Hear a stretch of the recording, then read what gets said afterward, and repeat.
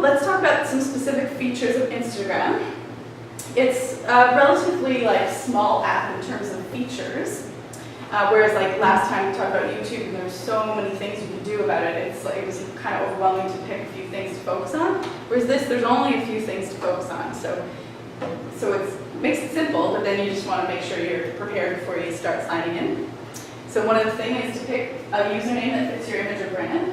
And if you have, it's always good to have some backup ideas because your username might be taken. So it's good to have a list of options. For example, here I've got, this is one of my partner and I were really into food. We're food dorks. So we have food dorks as our username. And we have fooddorks.com and food dorks Twitter as well. And you can add a website to your Instagram. And if you don't have a website, but you say you have a Facebook page, you can just take the link for that and put it in there. Or maybe your YouTube is something you want to show more often. You can put the YouTube URL there as well. You have a bio, a description, and in your bio and description, you can write like reasons why people should follow you and maybe a little bit about who you are. But you only have like a really short space, so you got to be pretty clear about it, right?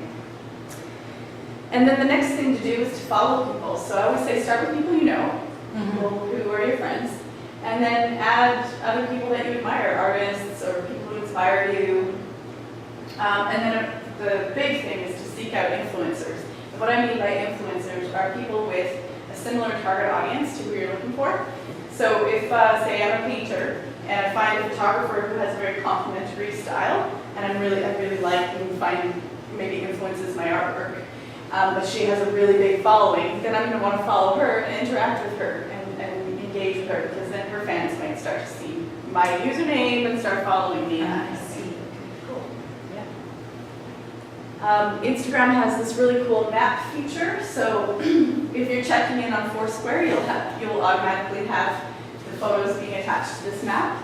But even if you're not checking into Foursquare, you can allow it to geolocate you. It'll always ask you every time. Right. And if you say yes, then that way you can sort of track where all your photos have been taken across the world. So those would be your photos that pop up in those locations. Yeah, and then you can actually get a widget and share that on your website if you wanted to. Oh. Or like you might be able to find some other really interesting ways of using the map feature, but it's just nice to know that you should take advantage of that.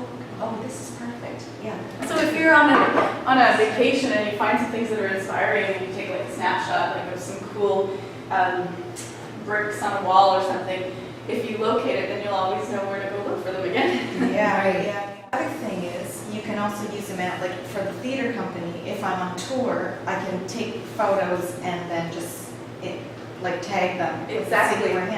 That's where I think it's really great. Because, cool. Okay. There's this other great the widget. If you it's another app that you have to get on the website, but you can also type in hashtags.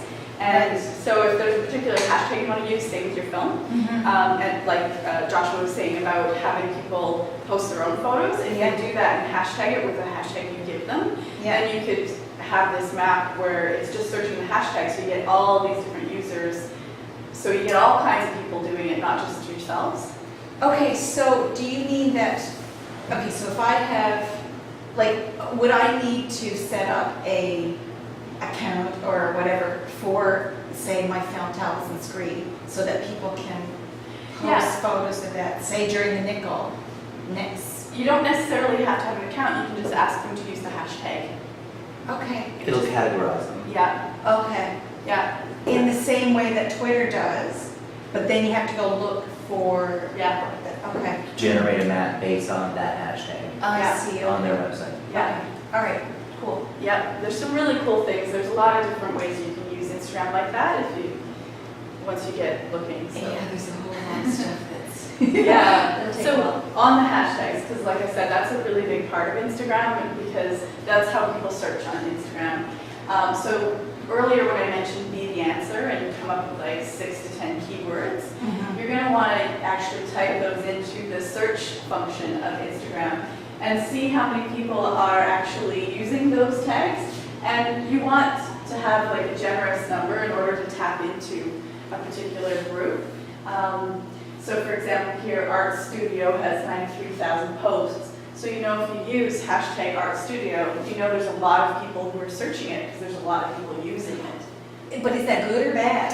It can be both, like, so I would say you'd want to have a combination. So you'd want to have something really big, use it, because you can do multiple hashtags on one post. Yes, right. So you want to use something really big, but then maybe something more niche, like Art Studio Life, where like there's only 135. Because you'll stand out more, right? Yeah, exactly. And because those people are more likely closer to what you're doing. Exactly. Yeah, interesting. Niche, right? Okay, got it.